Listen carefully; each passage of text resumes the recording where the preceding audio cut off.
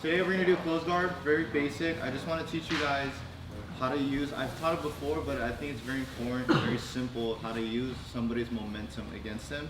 And close guard again is one of the safest positions to rest and to attack, right? We're controlling everything above the hips, right? And again too, I like to say it's like a reverse mount, right? Because if I was to switch the positions, I would be on mount, right? So we're gonna start in close guard, okay? One of the few things that I want to make sure in close guard is that I want to control the posture, right? So yes, I have control of the upper body, but if I allow my partner to then control the grips and stand up and have a good posture, it's going to be really hard for me to do anything, okay? So a few things I like to tell people, some cues, right, would be you're always going to grip fight, right? You always want to dominate the grips and you want to control posture, okay? So another thing too is that a lot of people think just controlling the posture is just with using your arms, right? That's false. You have to use your core, you have to use your hips, right? If I just use my arms and my abs aren't doing anything except contracting, right? It's an isometric muscle that's going to go here. Okay, so for me to bring my partner forward, I have to bring my knees to my chest, okay? Even if I take a big inhale on my chest and I'm not activating my abs, you see I'm still using my knees to my chest to then bring Professor John to me. Okay, so imagine if you have all the things at play. I have the collar, I have the elbow, all right? And another thing I like to do too is sometimes it's hard to break the posture right away, okay? So what I try to do is I try to wait for them to move, right? So he has a good base right now. Typically, for him to posture up, he has to bring one or two knees in. So if he tries to posture up, you see he's gonna have to then lean forward just a little bit so then he can then create that space between his butt and his heels, right? So how that may look from the side is so he's sitting on his heels, right? He's strong here, he's closed. But if he needs to posture up, see, this is the moment I need to capitalize on to then help bringing my knees to my chest, okay? The first way I believe a lot of us were taught how to break the posture was to open them up like a butterfly. That's how I was taught when I first started Jiu-Jitsu. I was taught to then open them up and then just bring them to me, right? But then again, right, people are very strong or people have very good angles on how to control their own posture, okay? So typically, right, I like to have a collar grip and then an elbow grip. That's typically what I like to do. I don't typically go grab the sleeve because then he can still lock out this elbow and I'm not really doing anything except pushing weight into my own self, okay? So again, I want to essentially open up his elbows here and then bring my knees to my chest, right? Again, it's not going to be picture perfect where you're just going to break the posture. Sometimes you're going to have to wait for them to stand up a little bit and then you bring your knees to your chest. Okay, so how that may look, right? Say if I'm here and I can't break Professor John's posture, so he has a good pressure here on his arm. So I'm like, okay, I got to make sure I have my feet closed, all right? And then I wait here. All right, and I wait for him to try to stand up. This is the moment to then pull him to me. And then immediately the hand on the collar, I prefer to go to the head, okay? Because what this does too, it isolates his arm, his left arm. Now I have control, right? Now he's fighting to then try and get his posture. See, now I can start controlling higher on the head. And then now he's working really hard to then posture up, okay? So of course, right, just use this, okay? But again, if that's hard, wait for him to move, right? And then now I'll just wait here. I can even go for a cross collar and he tries to stand up a little bit. Then I can then pull him to me. And then good look, I have overarm control here, okay? So close guard is great, right? You can rest while making your partner work, right? I'm very big on that. So it's hard for us to keep going forward, and forward. So we need to find opportunities to rest, but still be in control of the situation, okay? So what I'm gonna do, all right, is typically what happens is when I go to the collar grip, okay, is they'll try and break my collar grip here, the sleeve grip. So he'll go here, right? I'll let him go one and then two, and then I want a cross sleeve grip here, okay? And then now I'm gonna go to the tricep. You don't always have to necessarily get a grip on the seam here. You can always just hold the tricep here, okay? Now what I'm gonna do, I'm gonna bring myself to the side and open up my elbow to then get his hand out, Now, once I'm here, you see we're kind of crossing paths. We weren't on the same line anymore. His line is this way, my line is this way. So now once I'm here, now I can get a nice grip towards the armpit and then still use my knees to my chest. And then when I push here, I'm doing this. Like I'm trying to push water away from me. Okay? I'm not trying to pull like this. This is not gonna work. I have to then open up my hand this way, so like I'm benching him or I'm pushing something away from me. All right, so if I was here, right, I'm like trying to fight, I'm trying to posture, break his posture, and then I go here. I'm fighting here. I'm not just gonna like let go without a purpose, because then he's just gonna control the grip, right? I have to win the grip fight. You can also too, like, you can make your partner work, right? So one thing I like to do, I like to have my hands on my chest to make him grab my sleeve, right? Here, and then now I can just go underneath, and now I can get this grip. Now I can just control regular, like C grips here. I don't have to necessarily get a sleeve grip. I have a C grip. Now I can then get his arm across, okay? My goal is to get his arm across my body, okay? Another way you can get the arm across the body, or like a sign you could get the arm across the body, if his elbows are inside his shoulder line, right? If his elbows are outside my hips and outside his shoulder line, I'm just gonna go swimming inside and then going here, okay? But if his elbows are in, right, it's easy for me to then just like scoop my hips, and then now I can like control the posture here, and now his arm is across his own center line, okay? So what we're gonna do is, you can get multiple ways, right? Because some of you guys are not beginners, okay? You have multiple ways you can then get to the arm across. So you can have the elbows inside, here's one way, right? You just bridge, and then when you bring your hips back down, you have to scoot your hips to the side of which the arm you have, this way. Now if you see Professor John's elbow is on my other hip. Now I can then pull him to me, okay? That's one way. Another way is, you have the collar grip, he's fighting, I'm making him work, right? See, I'm making him work. I'm not gonna let go yet. See, I can break his posture here, right? His hands are occupied, and I can use this to then. And now I'll let him break my grip. But now, see again, I'm in that same position where I am across his elbows, across my center line. Okay? Another thing I like to do too is like if somebody grabs my sleeve, I like to try and stand up. I'll swim it, I'll bring his fist to my chin, and then I'll go for the wrist lock, okay? A lot of the times they'll let go because they're like, oh shoot. But now I can then bring his arm across. Okay? And see, I got his shoulder exposed here. This is all I want to see. This is what I want to see. This is what when I see this, my eyes open up. Okay? I'm getting closer to his back. Alright? So you have that option. Okay? I can go again to this side, right? If I see, I can even just like push his elbow down sometimes here. And then go. Okay? And then now I can get the sleeve, cross sleeve grip. Now if he postures up a little bit, I can still get his arm across. Another way here is if he controls my form or something like this, I can swim underneath, and then I can bring the same side arm underneath his arm and control my own wrist. Okay? So I have a cross sleeve, right? And then the left hand will go underneath his right arm, and I use this hand to push his wrist to him, and then I grab like a Kimura grip here. Okay? Now I can then just bring his arm across, take out the bottom arm, so then I can control, again, the posture. Okay? So right now, what I want you guys to do is, one person's gonna work. Your goal is to get the arm across the body as much as you can. Okay? I don't care how you do it, just do it. Okay? And if you feel like your partner's having a good posture, ask them to move a little bit, and then when you feel this, that's when you bring them forward. I got it? Any questions? No? So one person working, please. Again, all you're doing is to get to the arm from here across here. And now look, there's nothing here blocking me from going down. Okay? Let's do it. 1, 2, 3.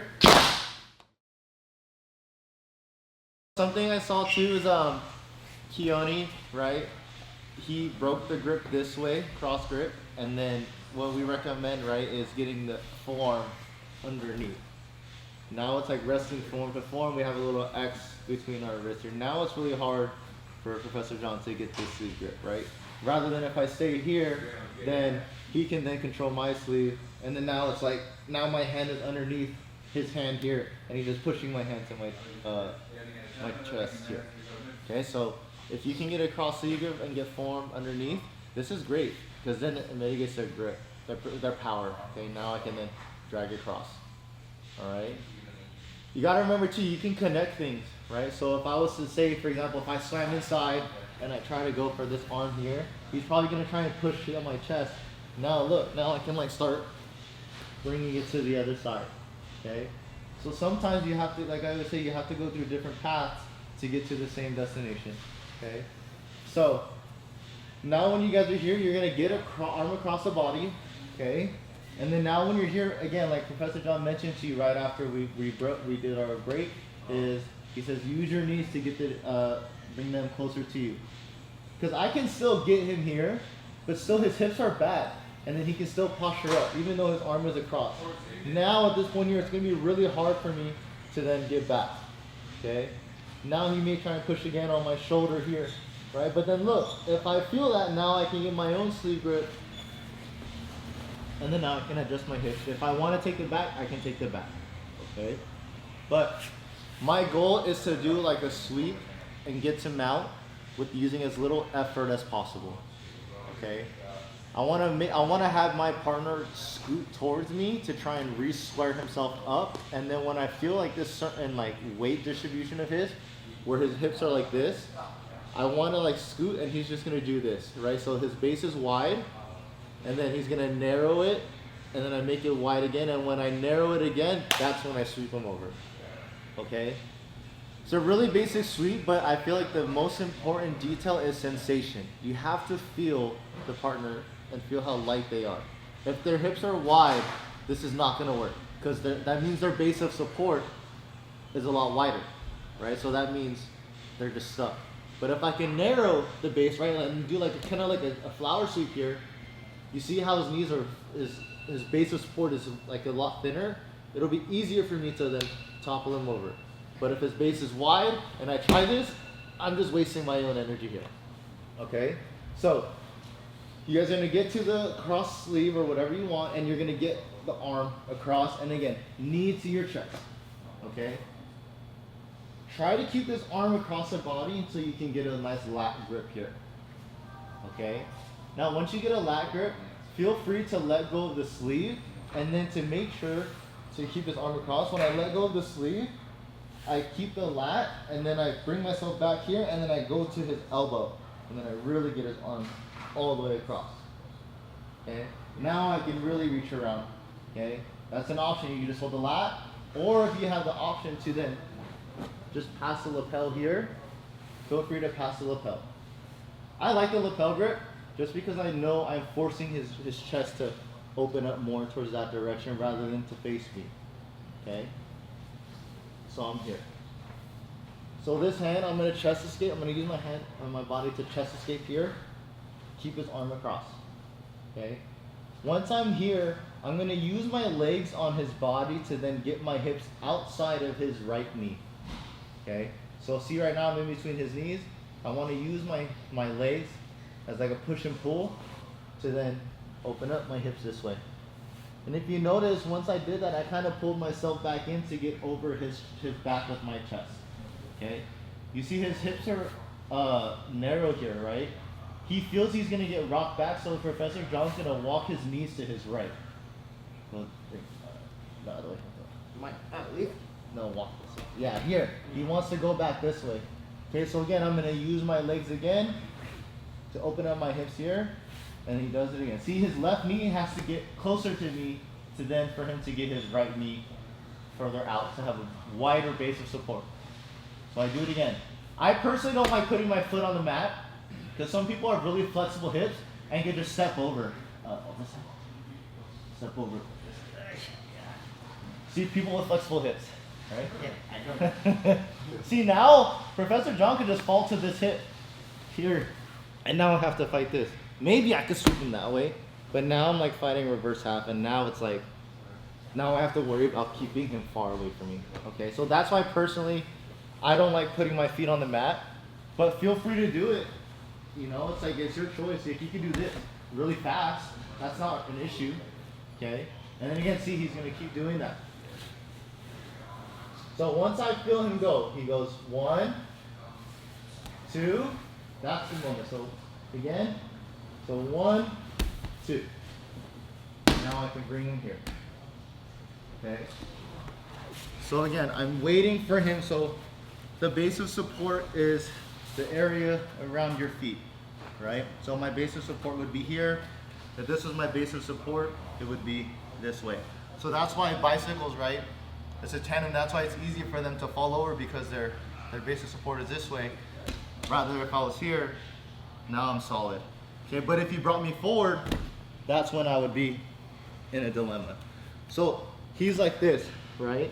He's like this.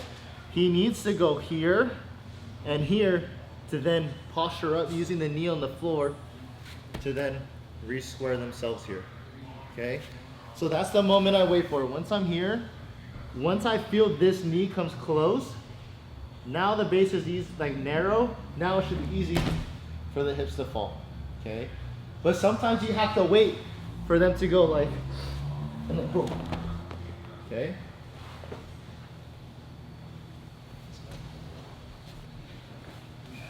So get to however here you need to get to, right? And then here, I need to control the posture. Like right now, I don't have a good grip. So I have to adjust, and I keep my chest on his back. Okay, and I keep trying to chase his back. I'm working. It should be super effortless, right? And then now, once I'm here, I like to have this hand that was controlling the sleeve to control the tricep, so he doesn't continue to run away from me, or use this hand to push my leg inside. So that's why I want to control here. Now I can then set up my S mount, or if I want, I can just sink myself back down here and then get the mount, get my points, and secure the position. Okay? Any questions so far? No? So again, it's really all, this technique is all timing. Okay? You should feel when it's hard for you to sweep. So when you have your partner in a wide base of support while they're here, scoot out so it forces them to then, we want to get outside the knee. So it forces the person to go here to here again. And then once you get outside their knee again, once you go here, now it's like they're tangling themselves up. That's when you should rock the hips. Okay? Another thing too is, it's kind of like a flower seat where you plant your foot, right? But I want to use my right leg underneath to then get them across. So once I'm here, right? Sometimes too, people like to grab the leg inside. This way, this is great too. And now you can then use this. That's like an old school sweep where like, it's called the catapult sweep, right? Where if I'm here, and I want to like load him up, and then boom. All right. So if I was to do this way, I bring my knees to my chest. See, I have a regular C grip on his forearm. I can use this here to turn him here. See, he needs to bring his knee out to then kind of re-square himself. Okay, so I keep staying here, and then I wait for his right knee to come close. See, my legs didn't even open. I just used all his momentum for him to like really drive to the other side. Okay, any questions? No? Let's try it out. Let's go 3 and 3. 1, 2, 3.